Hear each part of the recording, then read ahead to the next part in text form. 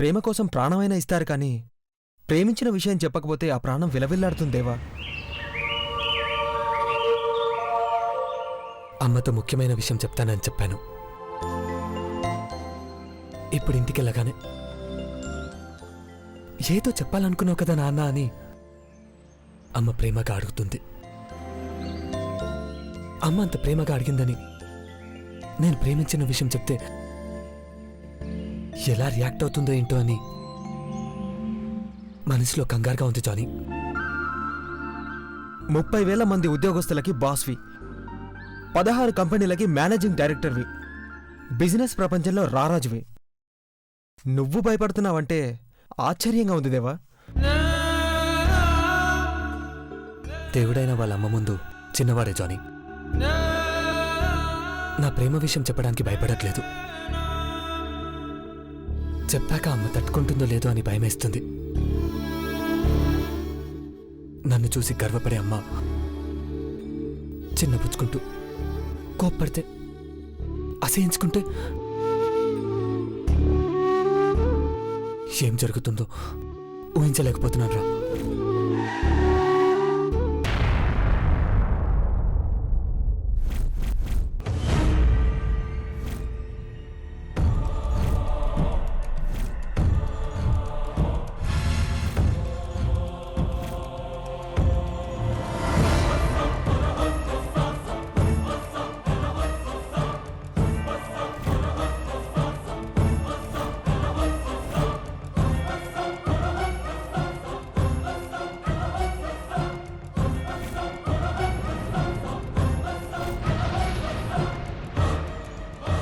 ఎందుకొచ్చావు ఇక్కడికి? కత్తులు కటార్లతో వస్తే కంగారు పడాలి కానీ పూలతో వస్తే అరుస్తావేంటి?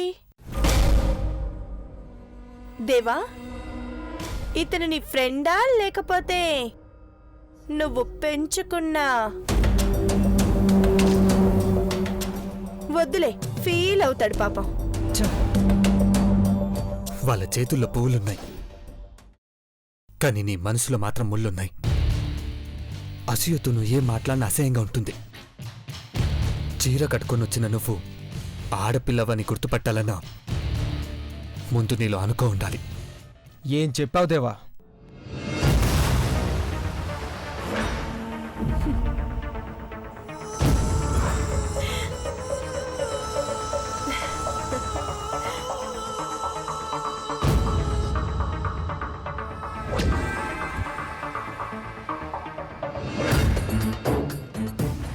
నీ కాళ్ళకి పూలు వేసి ప్రార్థిద్దామని వచ్చాను. కయ్యానికి కాలు దువ్వాలనుకొనుంటే ఈ పాటికి నువ్వన్నట్టు నా మనసులో ఉన్న ముళ్ళే మీ మీదుండేవి. ఇలా పూలు వేసేది దేవుడికి, దేవుడి దగ్గర చేరుకున్న వాళ్ళకి. అయ్యయ్యో, తప్పదేవా, అలా అనకూడదు. నువ్వు నా ప్రాణనాథుడివి, నా పాలిట మన్మధుడివి. మన్మధుడు కూడా దేవుడే కదా అని ఈ పూలు వేశాను. చూడు చంద్రముఖి, నువ్వు ఎన్నిసార్లు వచ్చి కలిసినా నిరాశతో వెనక్కి తిరిగి వెళ్ళిపోవడం తప్పించి ఏమీ ఉండదు. నా మనసులో నీకు ఈ జన్మకు చోటుండదు. నీ మనసులో నేను తప్ప ఇంకెవరైనా ఉన్నారా దేవా?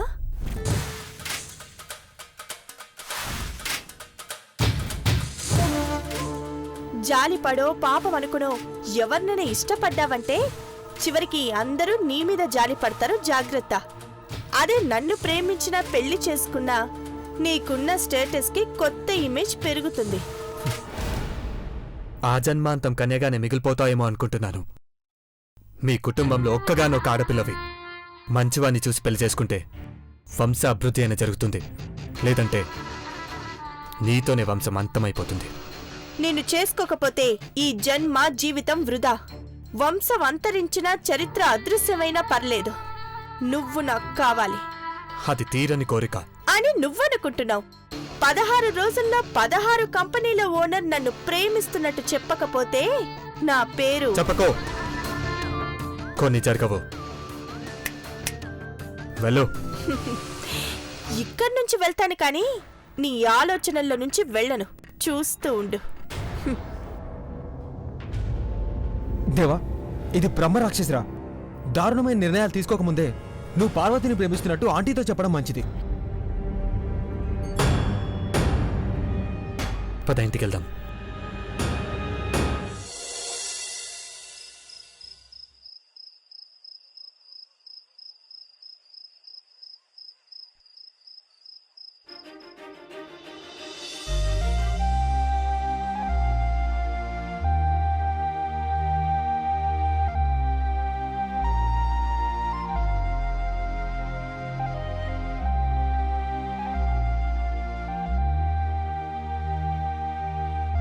పెదబాబు అక్కతో పర్సనల్గా మాట్లాడాలనుకుంటున్నాడంటే ఖచ్చితంగా తన పెళ్లి గురించి అయ్యుంటుంది.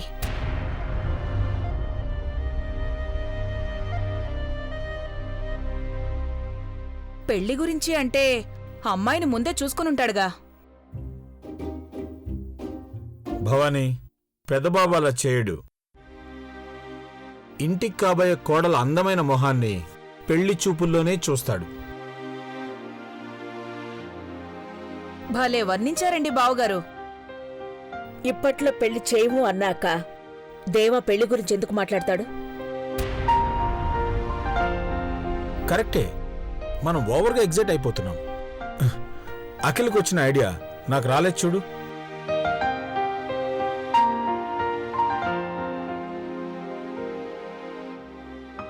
పార్వతి పెళ్లి చేశాక గాని పెదబాబు పెళ్లి చేయరనుకుంటా.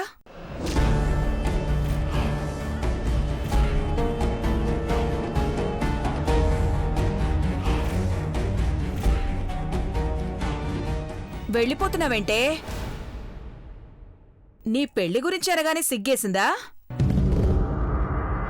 వంటగదిలో సానా పనులున్నాయి సన్నమ్మగారు. పనులుంటాయిలేవే. ఇంతమంది ఆనందంగా ఉన్నప్పుడు ఏదైనా ఆఫర్ చేస్తారేమో. ఇక్కడే ఉండు.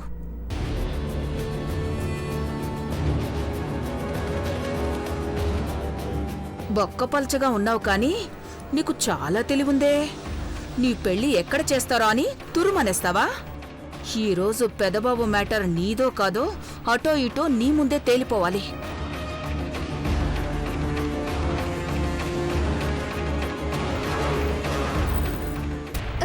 అదిగో దేవబాబు మాటల్లోనే వచ్చేశారు.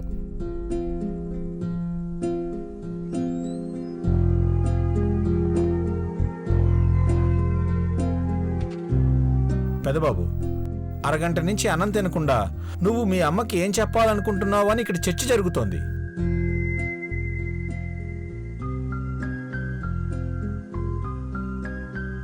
అంకుల్, దేవబాబా ఆంటీతో పర్సనల్ గా మాట్లాడతారేమో. మనందరం వెళ్దాం రండి. యు ఆర్ రైట్ ఐశ్వర్య, పదండి. అవసరం లేదు డాడ్.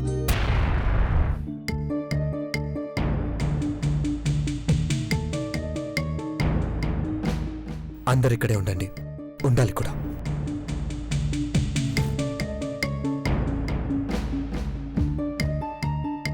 వాయిస్లో గాంభీర్యం కనబడుతోందంటే విషయం కూడా విలువైనదే అని నా ఉద్దేశం.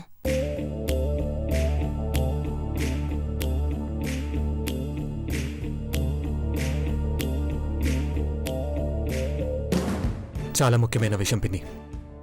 అందరిక్కడే ఉన్నారు కదా, ఈ విషయం అందరికీ తెలియాలి.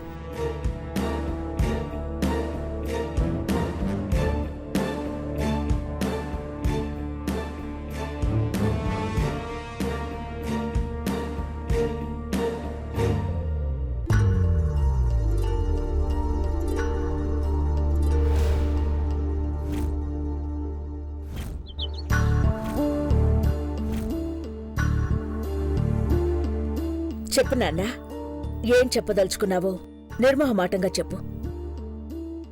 నీ మాటని ఘట్టమ్మనేని సామ్రాజ్యానికి శిలాశాసనంగా ఆచరిస్తాం.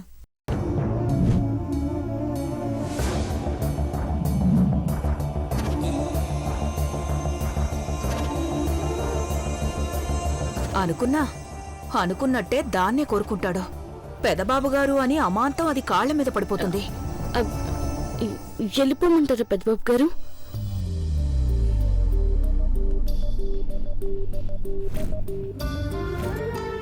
ఎక్కడికి వెళ్తావు పార్వతి?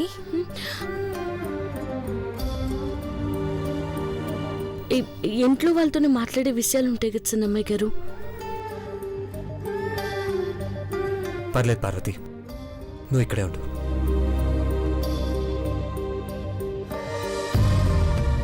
పని చేసే మనిషిగా చూసాం కానీ పని మనిషిగా ఎప్పుడు చూడలేము.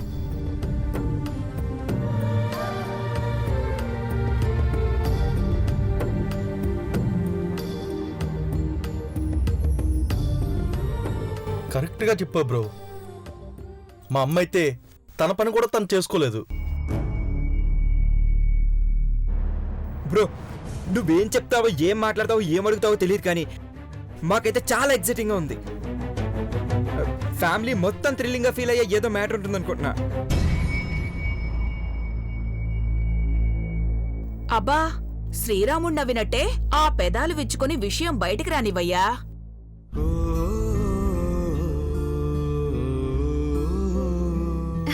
ఇంకో 5 నిమిషాలు ఆగితే భవానీ ఆంటీకి హార్ట్ అటాక్ వచ్చేలా ఉంది.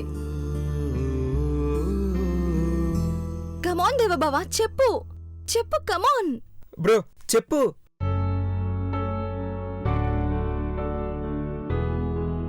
Bobby, let's celebrate the party. రేయ్, పెద్దబాబు ఇంకా చెప్పలేదురా. వీడికి ఇంకా అమెరికా బుద్ధులు పోలేనట్టుంది. అన్నయ్య, నువ్వు చెప్పేది అర్థం చేసుకునే వయసు మాకు లేదు, కానీ ఏం చెప్తావు అని సంతోషంగా ఉంది.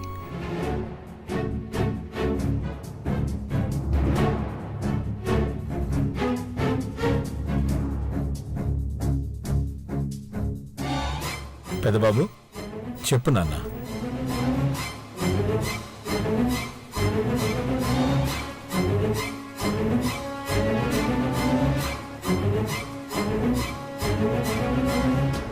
ఐ లవ్ పార్వతి అని చెప్తాళ్లేవే, గుడ్ల గుబల ఎలా చూస్తుందో చూడు.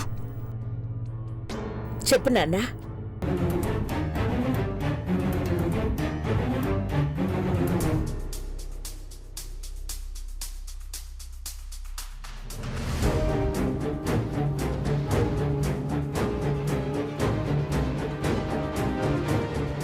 నన్ను క్షమించమ్మా.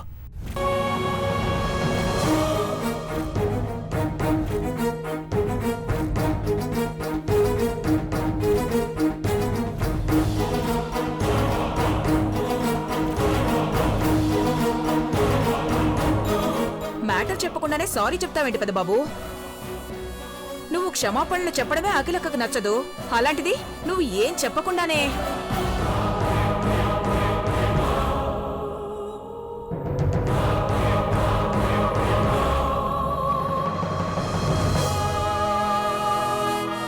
మా గుండెల నిండా సంతోషకరమైన శుభవార్త చెప్తావనుకుంటే గుండెలు బరువెక్కేలా క్షమించమని అడిగావు.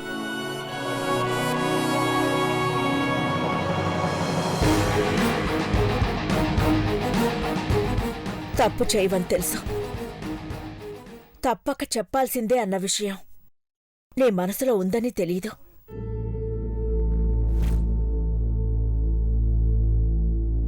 పర్లేదు నాన్న, ఏ విషయమైనా సరే స్పష్టంగా చెప్పు. Go ahead.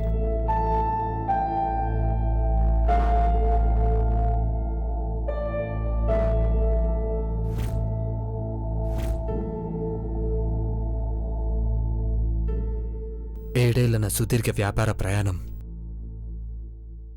హెచ్చు తగ్గులు చూడని రహదారిలోనే సాగింది.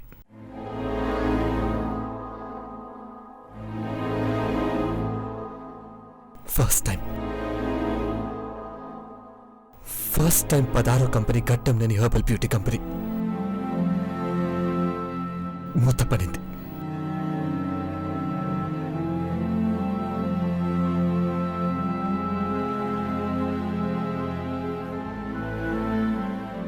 కేసు గెలిచాను.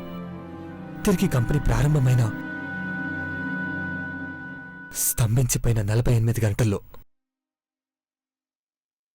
నేనేం ఆలోచించానో, ఎలా ఉన్నానో నా మనసుకి మాత్రమే తెలుసమ్మా.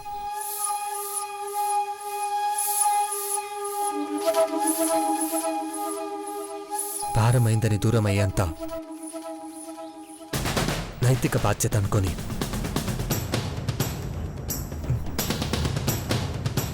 రత్నందని group of companies managing director పోస్ట్కు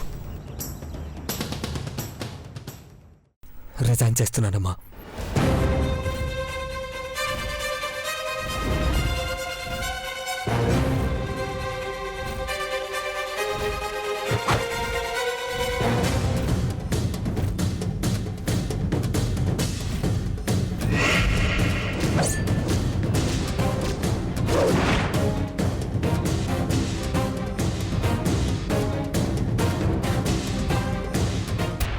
పెద్దబాబు, ఏంటి నీ నిర్ణయం?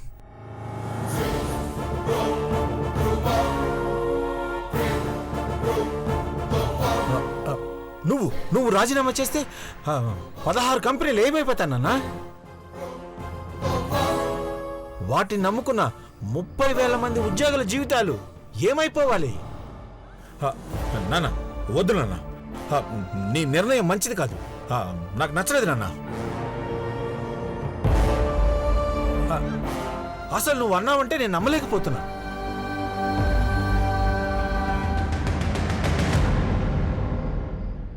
పార్వతి గురించి చెప్తాడనుకుంటే ఇలా మలుపు తిప్పాడేంటి పెదబాబు? దేవా బావా, వాట్ హ్యాపెన్ టు యూ?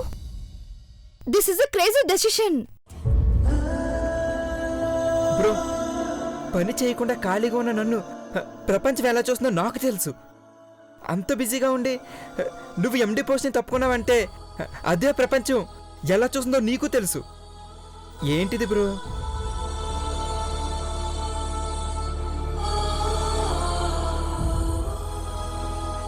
అయ్యా పెదబాబు, 16 కంపెనీల రారాజు ఇంటికొచ్చి 17వ కంపెనీ స్టార్ట్ చేయాలనుకుంటున్నానమ్మా అని ఆశీర్వదించమని వంగుతావనుకుంటే బాధ్యతల నుండి తప్పుకుంటానని ప్రకటించావేంటి?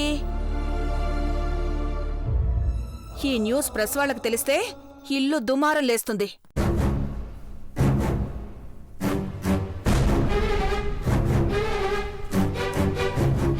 దేవా, నువ్విలా చెప్తావని ఎక్స్పెక్ట్ చేయలేదు. అమ్మతో ఎలాగైనా చెప్పాలని మదనపడ్డవాడివి ఇక్కడికొచ్చి ఎలా చెప్తావేంటి?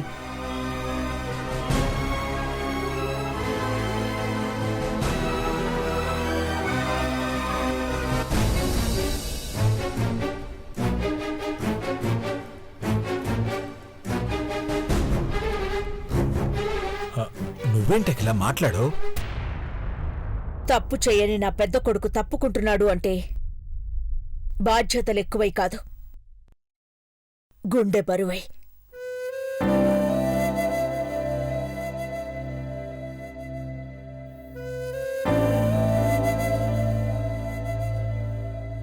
అర్థమైంది నాన్న. నీకెన్ని రోజులు విరామం కావాలి?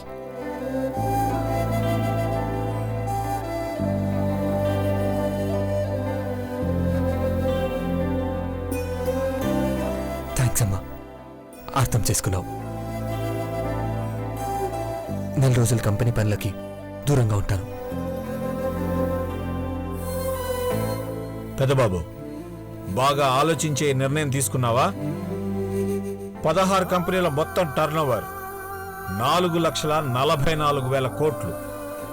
ఎన్ని సున్నాలున్నాయంటే ఆన్సర్ చెప్పడానికే 5 నిమిషాలు టైం పడుతుంది.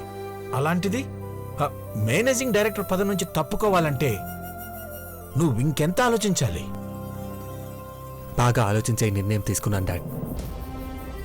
ఇన్నాళ్ళు మనసు పెట్టి పనిచేశాను. ఆ మనసే ఈ నిర్ణయం తీసుకోమంది.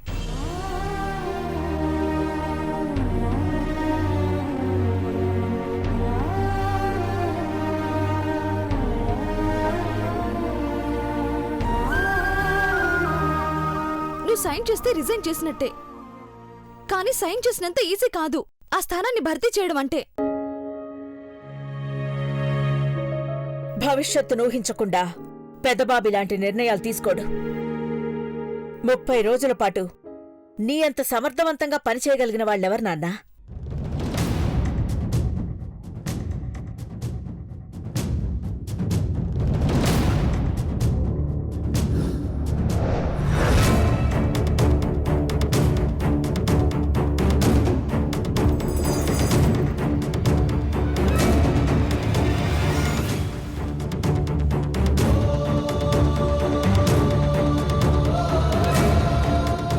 ఓరి నాయనో, ఈ వంటదాన్ని ఎండి అనేస్తాడా ఏంటి? 16 కంపెనీల్లో 16 రకాల వండి పెడుతుంది గాని బిజినెస్ గురించి దీనికేం తెలుసు?